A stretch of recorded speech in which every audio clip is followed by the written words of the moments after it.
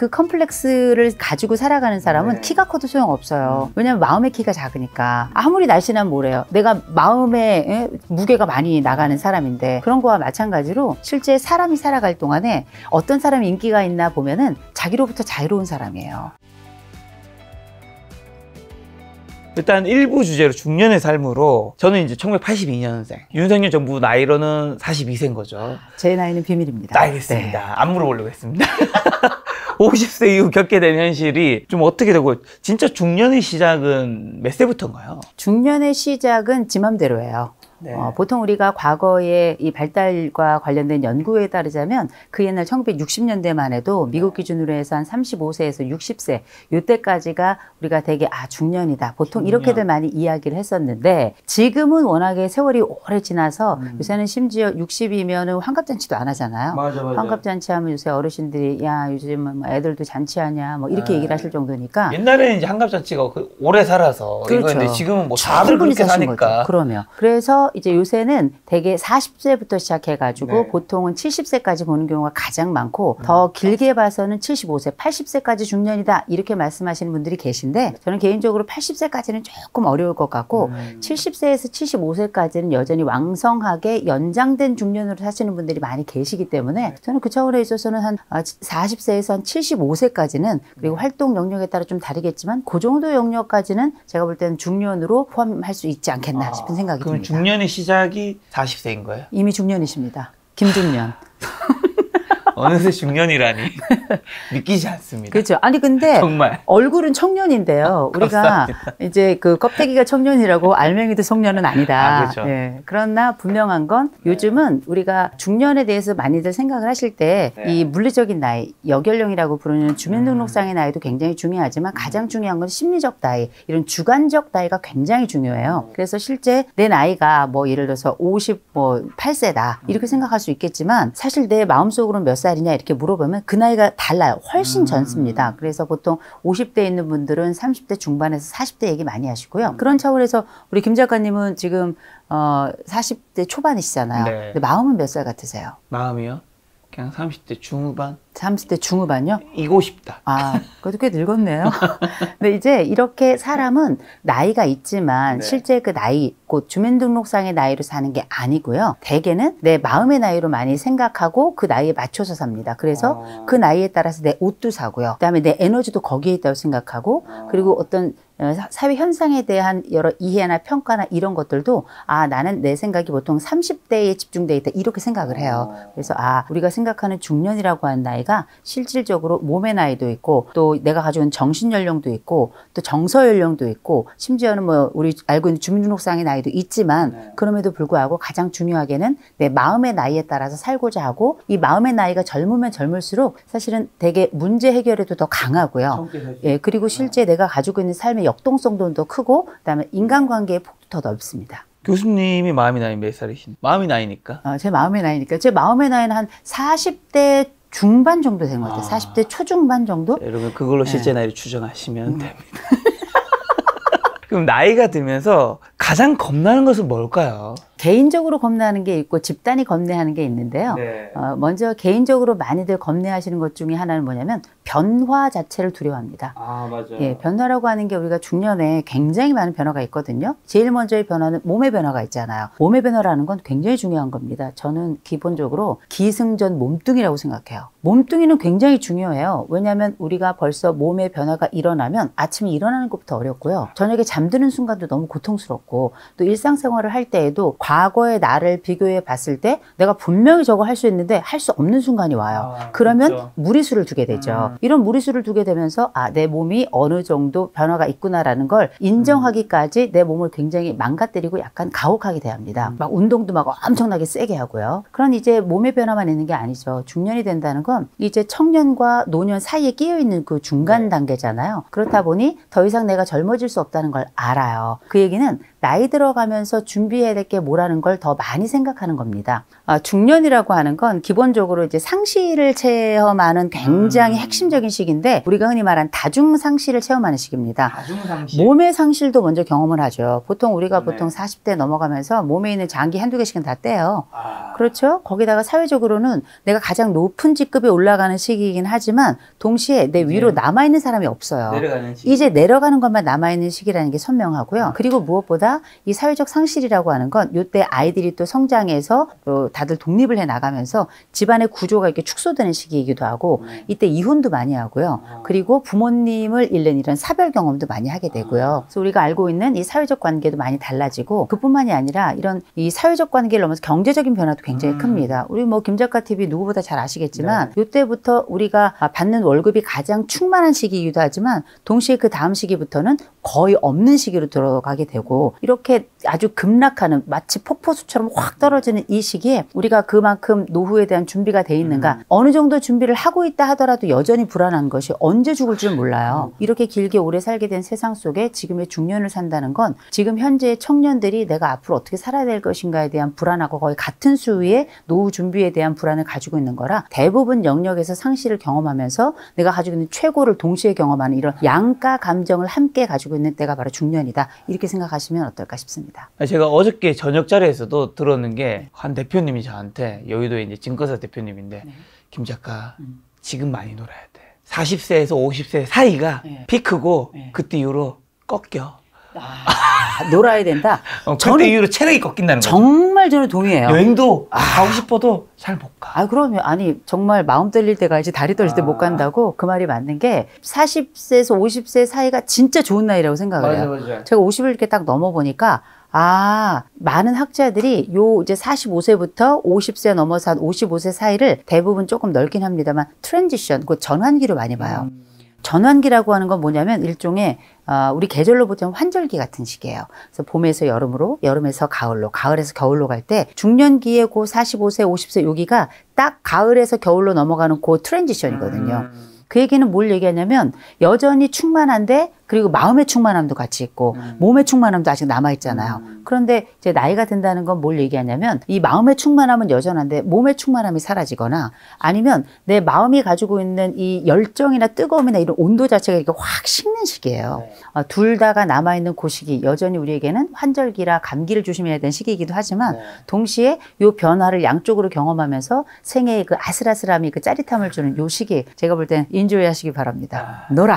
종국의 40대 응원합니다. 제가 보니까 나이가 든다고 해서 다 어른이 되는 거는 아니더라고요. 그러니까 어른이 되는 거는 나이가 드는 것과 조금 무관하다 저는 생각이 드는데 가장 없어 보이는 행동은 뭐고 나이 들어서도 또 좋은 평판, 그러니까 좋은 평판을 받기 위해서가 아니라 정말 좋은 평판을 받는 분들 있잖아요. 이분들의 차이점과 특징은 뭘까요? 나이만 먹는 분들이 있어요. 진짜 있죠. 그렇죠. 나이를 그냥 그 게임 게이지 올리듯이 계속 나이만 먹는 분들이 계신데 근데 이 나이만 먹는다는 건 뭐냐면 나이가 주는 몇 가지 의미가 있다는 거죠. 적어도 나이는 우리가 알고 있는 나이 값이라는 게 있습니다. 맞아. 나이 값이라는 건 뭐냐면 세월을 주고 치르는 건데 어떤 분들은 그 값을 기쁨으로 치른 분들도 계시고 우아함으로 치른 분들도 계시지만 고통으로 치르거나 경우에 따라서 굉장히 거칠게 치른 분들 또 굉장히 무모하거나 무식하게 치르는 분들도 계시거든요. 그런 차원에서 아마 말씀하신 그 질문은 나이 들어가면서 참 존경받기 어려운 그런 나이는 어떤 거고 나이 들어가면서 존경받을 만한 그런 어른의 나이를 가진 분들은 어떤 특성이 있는가 아마 그런 질문이 아니실까 싶은데요. 이를테면 우리가 나이 들어가지고 일단 제일 먼저 하지 말아야 될 것 특별히 중년 넘어서 정말 볼품없는 행동들이 있죠. 그중에 하나는 이제 술 먹고 꼬장이 최고예요. 이 얘기는 뭐냐면 자기가 주량이 얼마인지 모르고 그 세월을 살아가면서 자기의 주사마저 관리하지 못하는 사람들, 그러니까 무의식적 차원에서 자기 관리가 전혀 안 되는 사람들, 통제력을 완전히 잃는 분들이 계세요. 참 그게 젊었을 땐 청춘이니까. 청춘이지. 청춘이니까 이뻐 보여. 용서가 되는 거예요. 근데 청춘도 용서는 안 되더라고요. 요즘에는 워낙 사건 사고가 많아서. 좀 봐주는 건데 네, 나이가 들어서 흰머리 희끗희끗 나기 시작하고 그리고 실제 나이가 들면서 이런 몸의 움직임이 둔해진 사람들은 몸이 또 약간 비대해지기도 하거든요. 이런 상황에서 과음을 하고 또 이제 주사를 부리고 이런 것들이 동시다발적으로 발생하면 이거 참 보기 좋지 않고요. 무엇보다 두 번째 정말 조심하셔야 될 거, 상욕하시면 안 됩니다. 쌍욕. 네, 나이 들으셔가지고 내가 벌써 25이 넘었다는 얘기는 어른으로 됐다는 얘기예요. 그러면 이 어른이 해야 될 것 중에 하나는 뭐냐면 의상도 되게 중요하다고 생각하거든요. 옷은 사회적인 언어예요. 그런데 이 욕이나 이런 말은 인격의 하나의 상징입니다. 그래서 우리가 하이데거가 언어는 존재의 집이다 이런 얘기를 해요. 결국 그 사람이 어떤 말을 하는지를 보면 이 사람이 어떤 사람인지를 알 수 있다는 거거든요. 그러면 이 나이가 들어서 상욕을 한다는 얘기는 이 사람의 생애에 그 나이가 됐을 때 남은 그 착집된 마지막 이야기가 언어로 나오는 거잖아요. 그 착집의 마지막이 상욕인 거예요. 우리가 어떤 위기에 봉착했을 때 이 사람이 자기에게 스스로 방어하면서 대처하는 방식을 보면 이 사람이 가지고 있는 인격과 더불어서 삶의 지혜와 이 사람이 어떤 경험을 했는지를 알 수 있는데, 상욕이 나온다는 건 뭘 얘기하냐면 이 사람은 대부분의 경우에 자기를 건강한 방식으로 보호할 줄 모르는 사람이었다. 두 번째로는 이 사람이 가장 위기의 순간에 툭 튀어나오는 그 말은 보호 차원도 있겠지만 이 사람이 사용했던 가장 강력했고 힘 있다고 생각했던 단어였을 것이다. 근데 그게 포용적 단어이거나 문제를 해결하는 방식이 아니라 거칠게 상대방을 밀어붙이거나 혹은 제압하는 방식이었던 거예요. 그러니 이런 상욕이라고 하는 건 사실상 이 사람이 가지고 있는 전생애를 보여주는 인격의 최종적인 값이다라고 저는 생각을 합니다. 상욕하지 않았으면 좋겠고요. 물론 우리가 욕을 해야 되는 순간도 있어요. 예를 들어서 뭐 전 사회에 영향을 미치는 아주 악덕을 행했던 사람이 있다. 그러면 우리도 욕이 나오죠. 개소말량, 소닥, 시비간지 다 나올 수 있죠. 그럼에도 불구하고 그런 게 아니라 인격적 관계에서 혹은 경우에 따라 뭐 젊은 사람에게 아니면은 경우에 따라 나와 전혀 상관없거나 한 달이 건너서 또 다른 사람과 함께 조우해야 되는 순간에 알지 못하는 사람에게 혹은 뭐 자기보다 경험이 적은 사람에게, 힘이 적은 사람에게 욕으로 대하거나 이렇게 아주 상스러운 말을 아무렇지도 않게 하는 사람들은 이분이 가지고 있는 인격의 가벼움이 여기서 한꺼번에 드러난다라고 볼 수 있습니다. 술 먹고 꼬장과 쌍욕 같이 하신 분들이 많죠. 지하철에서. 종합선물 세트로 한꺼번에 보여주시는 분들도 계신데, 이런 분들은 제가 이런 말씀을 드려요. 저도 욕도 하고요. 저도 형편없는 삶을 일부 분명히 아마 살았을 겁니다. 그러나 행동은 선택할 수 있어요. 지금부터 우리가 지금까지 우리가 어떤 행동을 뭐 밀려서 아니면 부모를 통해서 욕을 배워서 아니 사회에서 현장에서 욕을 배워서 그 방법밖에 몰랐을 수 있겠지만 지금 삶이 길어졌잖아요. 그렇다면 우리는 지금부터 어른이 될 수 있다라는 거죠. 내가 지금까지 뭐 술을 먹고 그렇게 주사를 했다. 그럼 술을 줄이고 그다음에 주사하지 않을 만큼의 양까지만 먹으면 이 두 가지를 다 예방할 수 있고요. 욕은 말은 결국 선택할 수 있는 거예요. 그렇죠. 선한 말을 하면 그 사람은 선한 사람이 되는 거고, 우한 말을 하면 우한 사람이 되는 거고, 똑똑한 말을 하면 똑똑한 사람이 되는 거거든요. 언제든 선택할 수 있는 거기 때문에 지금 100세 이상 100 플러스 알파 시대를 살고, 더군다나 우리가 지금은 이제 인류사에서 보면 우리가 트랜스휴먼이라 그래서 이거저거 바꾸어가면서 또 자기를 초월해가면서 그렇게 오랜 세월을 사는 인간이기 때문에 좋은 것들을 선택하면 나머지 긴 세월 동안에 우리는 훨씬 더 좋은 사람을 살 수 있다라고 말씀드리고 싶어요. 그러면 역으로 존경받는 사람은 나이 들어서 점점 존경받는 사람은 어떤 사람일까 생각을 해보면 이미 머릿속에 존경받는 사람 하면 머릿속에 딱 떠오르는 인물들이 있을 거예요. 우리 김 작가님도 존경스러운 어른 있으면 누가 있을까 생각해보면 떠오르는 어른 한 분 계시지 않아요? 딱 저녁 자리도 먹었거든 했을 때 늘 계산 잘해주는 형님들. 이름 한 분 얘기하시죠.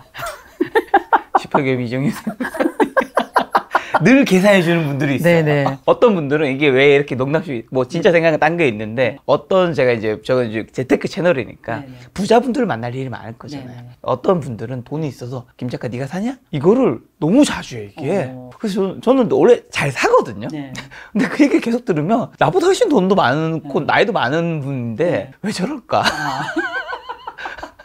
마음이 가난하신가? 마음의 지갑이 얄팍한 분들이 계시죠. 근데 또 어떤 분은 동생 사는 게 아니다. 막 하는 분이 그럼 좀 더 사고 싶죠. 그런 케이스도 좀 있더라고요. 그렇죠. 저도 동생 사는 게 아니다 이렇게 생각을 합니다. 더 사고 싶으시죠? 네. 근데 우리가 이제 제가 가끔 이제 누가 부자냐, 네. 누가 부자냐 이런 것에 대한 질문에 대해서 전 이렇게 답을 하거든요. 삼관왕이 있다.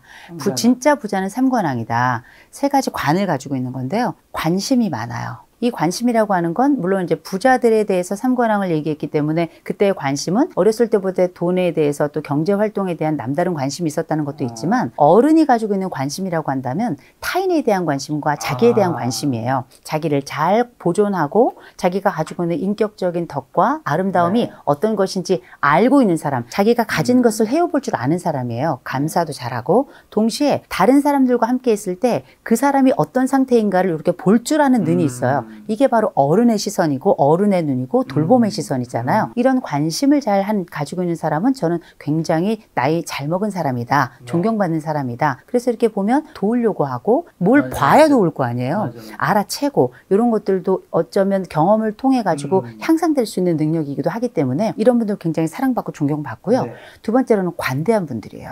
관대함이라고 하는 건 참 어른의 덕목이 아닌가 싶어요. 맞습니다. 보면 물론 아이들 중에서도 굉장히 마음이 더 넓은 아이들이 있고 조금 더 이렇게 자기 중심으로 이기적으로 살아가는 아이들도 있지만 나이가 들어간다는 건 우리가 산전수전 공중전 다 겪는 거잖아요. 겪는다는 건 뭘 의미하냐면 내가 알고 있는 세상보다 더 많은 것들을 보고 듣고 견디는 힘을 가지고 있다는 거거든요. 이걸 우리가 견지한다라고 설명을 하면 좋을 것 같아요. 관대함, 관용이라고 하는 건 보통 우리가 발달심리학에서 얘기할 때는 중년기 해야 될 인생 숙제가 있는데 그 인생 숙제에서 우리가 생산성이라는 걸 보통 많이 얘기하는데 이건 생산성은 날마다 뭘 만들어내고 이런 게 아니고요. 성숙성이란 말로 대체할 수 있어요. 성숙성.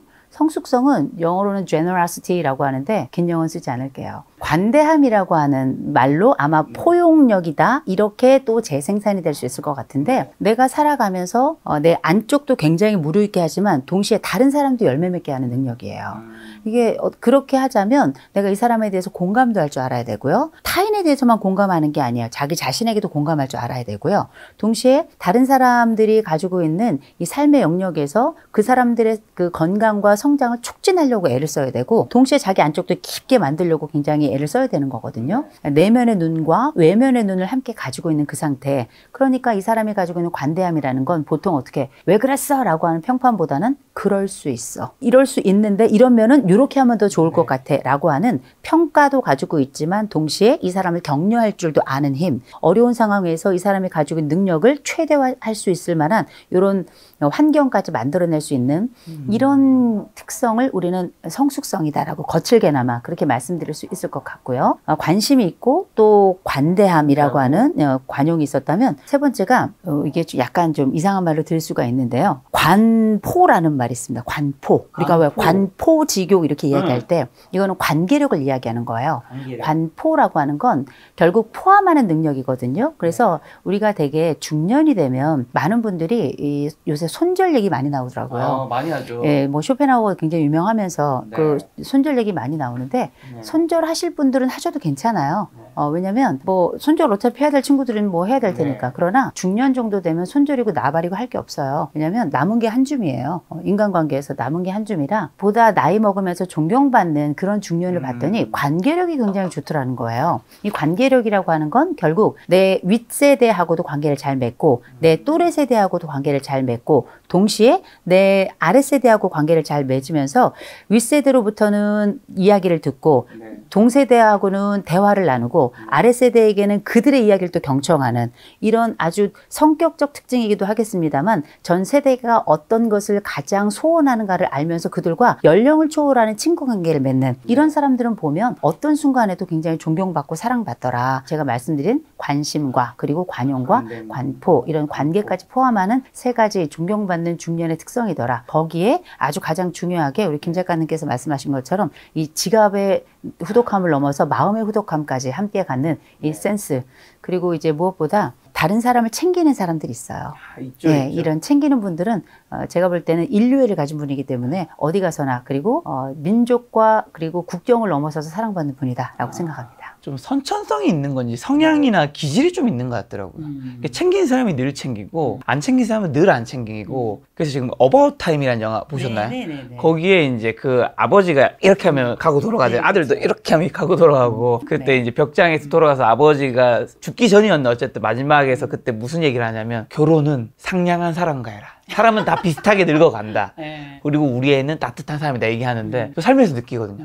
이 상냥함과 따뜻함은 이 감정이라는 게 참 전염되고 내가 그 혜택을 받는 거잖아요. 이 간심과 간대함 사실 이 두 가지를 가진 사람이 3번인 관계를 잘하는 건데 이 간심과 간대함은 상냥함에서 출발하는 것 같아서 그건 되게 중요한 게 사람은 온도가 있어야 돼요. 맞아. 인간이 원래 항온 동물이잖아요. 그런데 아주 냉혈한들이 있죠. 냉혈한이라고 우리가 부르는 이유는 뭐냐면 얘네들은 인간이 아니라고 생각을 하는 거예요. 근데 되게 사람은 원래 온도에 끌리게끔 돼 있습니다. 그래서 왜 우리가 옛날에 무슨 어린 원숭이 얘기 들으면서 뭐 로봇 엄마가 있고 헝겊 엄마가 있는데 이 철사로 만든 이 로봇 엄마한테 가서는 젖만 먹고 실제 온도가 느껴진 엄마한테 매서 이렇게 붙어 있더라. 아마 이런 실험 들으셨을 겁니다. 결국은 뭐냐면 인간은 태어나면서 본능적으로 온도를 향해 가 있고요. 그래서 보면 인기 많은 사람들은 몇 가지 특징이 있잖아요. 하나는 뭐냐면 잘 웃어요. 그리고 나한테 친절해요. 그 다음에 유머 있고 이런 사람들이 있거든요. 네. 우리가 아무리 똑똑해도 그 사람이 차갑고 냉정하다면 그 사람은 내 사람이라고 느끼지 않아요. 그의 지식이 탐나는 거지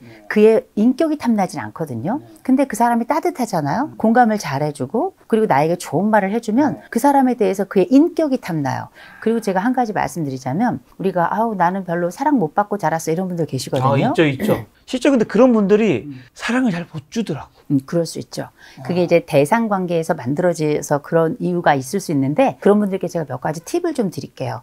인간은 먼저 가지고 태어난 걸 가지고 살아가지 않아요. 가지고 태어난 걸 가지고 살아가는 건 30%밖에 되지 않습니다.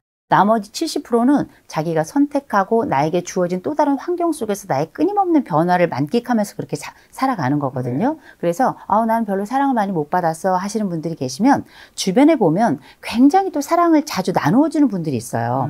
그런 분들 주변에 계속 머물러 있어야 돼요. 사람은 반드시 물들어요. 내가 마치 내 부모에게 받은 것도 있고 그 부모 속에서 물든 게 또 있는 거거든요. 맞아. 이걸 때로는 학습이라고 부르는데 우리가 만일 이게 학습을 통해서 많이 만들어졌다면 또 다른 학습이 우리를 또 다른 사람으로 만들 수 있잖아요. 좋은 사람 옆에 가시면 좋은 사람이 될 가능성이 굉장히 높아요. 봉사하는 사람 옆에 가면 나도 봉사할 가능성이 높아지고 맞아요. 유머를 잘 구사하는 사람 옆에 가면 유머를 배우고 유머가 옮아요. 그래서 나도 모르게 시답지 않지만 그리고 때로는 웃기지 않지만 나도 유머를 자꾸 이렇게 치려고 하고 그렇게 되거든요. 내가 때로는 사랑받지 못한 온도가 낮은 현장에서 그렇게 성장했다 하더라도 너무 염려하지 마시고 온도가 많은 곳에 자꾸 머물려고 하시면 나도 그 온도를 닮아가면서 마치 다른 곳에서 군부를 뗐는데 조금 멀리 떨어져 있는 지역까지 그렇게 온도가 구들장이 따뜻해지는 것처럼 그렇게 우리는 또 다른 온도에 대한 변화도 가져올 수 있다는 거 꼭 기억하셨으면 좋겠습니다. 교수님 말씀하신 인기가 많은 사람의 특징이 잘 웃고 친절하고 웃긴 사람. 그렇죠. 김 작가죠. 네, 그런 사람이 제가 조금이라도 되고 있는데 그렇게 한 이유는 여러분 키가 크지 않고 잘생기지 않았기 때문입니다. 여러분 그런 사람이 있다면 이런 노력이라도 해야 됩니다. 아니 근데 키 크고 잘생긴 사람들은 좋겠다. 좋겠다. 제가 만나보니까 제 주변에도 잘생긴 남자도 있고 하잖아요. 전 그래서 어느 날은 키 크고 잘생긴 사람들이 정말 매력이 있는 줄 알았어. 그래서 막 봤는데 생각보다 잘 웃거나 친절하고 웃기지 않는 애들도 많아. 근데 그냥 인기가 많은 거야. 그럼요.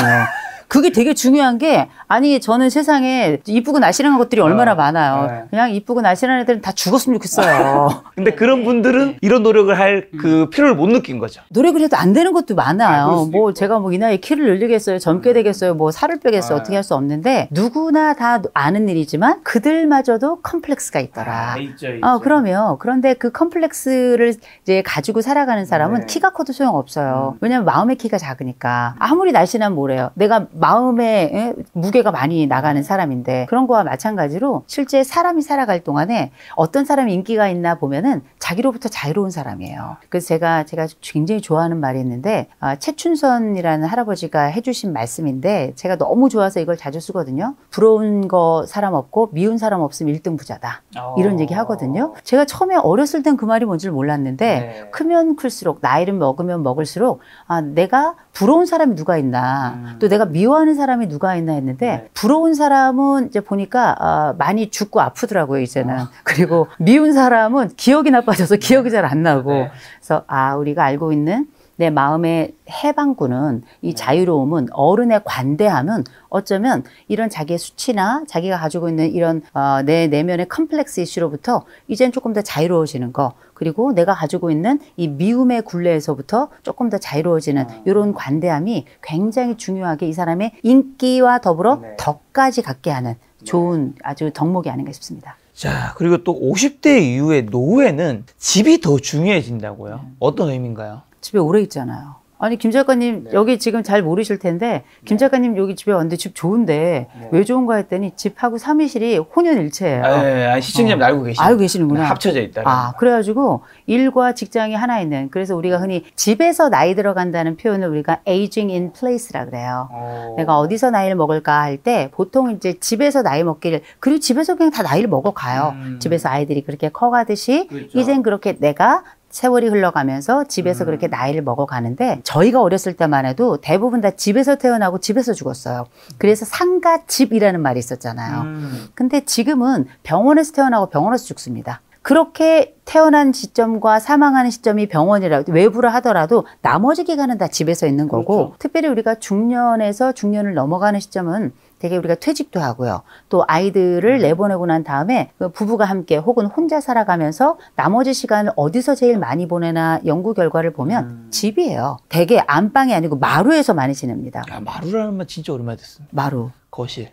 무슨 거실이라고 하는군요.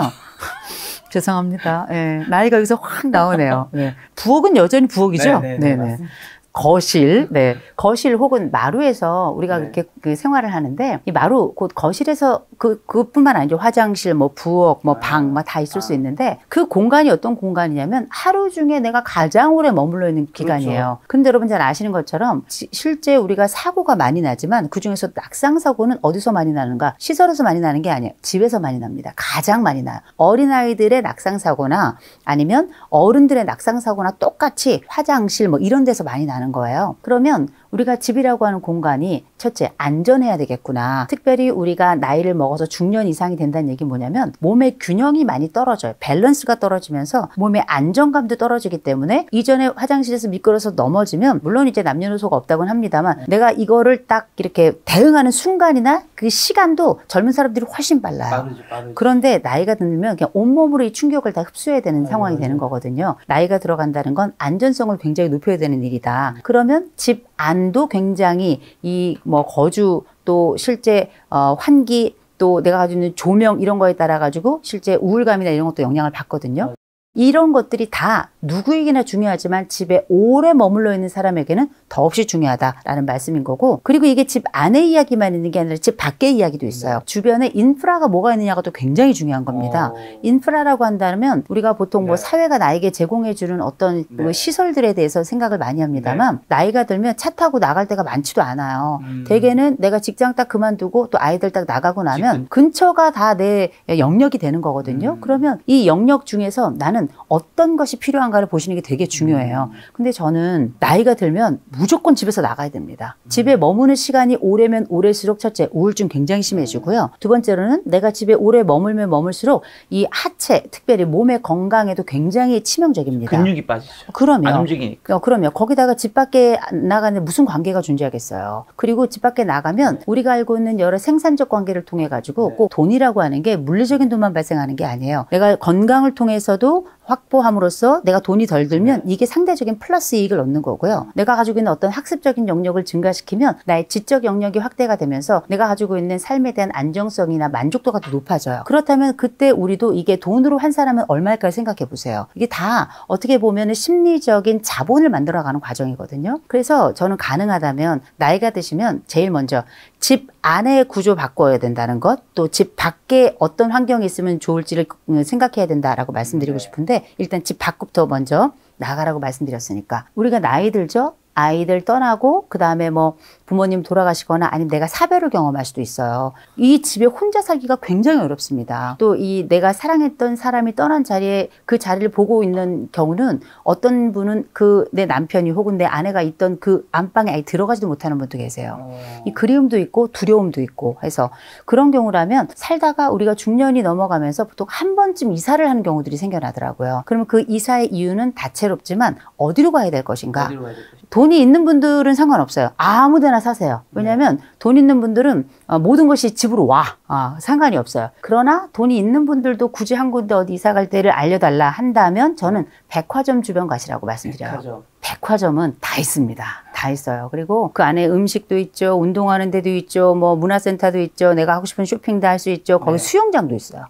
그렇죠. 이런 모든 것들을 다 가지고 있는 유비쿼터스이기 때문에 또 그런 데는 또 주변에 교통시설 이런 것도 굉장히 좋아요. 좋은 상권이니까 백화점이 그럼요. 생겼겠죠. 그렇죠. 그리고 백화점 주변엔 백화점만큼 좋은 상점들이 또 많이 있고요. 볼 것도 많이 있고 사람도 많이 있고. 그런데 대부분의 우리들은 돈이 없어요. 네. 돈 없고 또 있던 돈도 또 자식이 뺏어가고 이래저래 까먹는 날리고. 거죠, 이제부터는. 그렇죠. 그러면 이때에 돈이 내가 좀 없고 좀 적고 이러면 어디를 가면 좋겠는가? 저는 가능하면 복지관 근처 가시라고 말씀드려요. 이 복지관이라고 하는 걸 이제 많은 분들이 아우 나는 뭐 이제 50밖에 안 됐고 60밖에 안 되고 70밖에 안 됐는데 내가 왜 굳이 복지관을 가나 이렇게 생각하시는 분들이 계신데 그런 분들은 정말 무지한 거예요. 무식한 겁니다. 복지관이 어떤 공간인지를 모르시는 거예요. 이 복지관이라고 하는 공간은 모든 것이 다 있어요. 제일 먼저 여기는 학습 공동체입니다. 거기에 가면 보통 복지관마다 적게는 50개, 많게는 150개까지도 교육 프로그램이 맞아. 매번 진행이 되고요. 어디 그뿐인가요? 그 프로그램 안에는 활동하는 프로그램, 또 거기다가 내가 원하는 각종의 취미부터 전문적인 지식에 이르기까지 모든 것들을 섭렵하고 있고 어떤 곳은 그 안에 수영장도 있어요. 그래서 수영 클래스도 있고요. 그뿐만 아니라 우리가 사실 새로운 도구가 들어왔을 때 이를테면 스마트폰이 처음 들어왔을 때 우리가 잘 못하잖아요. 곧 우리 그 김 작가 채널을 보시는 분들 연령층이 굉장히 다양한 걸로 알고 있는데 지금 우리 연령층도 점점점 늙어갈 거라고요. 키오스크 앞에서 쩔쩔매는 어르신들 보면서 아, 왜 저러나 싶죠? 곧 옵니다. 바로 옵니다. 그렇게 우리가 지금 옛날보다 훨씬 더 많은 기기들이 들어오고 있는데 이런 기기에 대한 훈련까지도 다 해주거든요. 어디 그뿐인가요? 나 혼자 살고 있죠. 그러면 내가 거기도 갈 수 없는 상황이죠. 도시락 배달도 해줘요. 어디 그뿐입니까? 혼자 산다, 외로울까봐 또 우울증 생길까봐 말벗 서비스를 또 일부러 매번 이렇게 보내주십니다. 거기다가 생활지원사 같은 분들이 오셔가지고 건강 체크하고 내게 어떤 필요한 게 있는가, 집에 혹시 뭐 어떤 문제나 뭐 수리가 필요한 게 없나 이런 것들까지 일괄 다 정말 전천후로 다 살펴주거든요. 자식도 이렇게 못해요.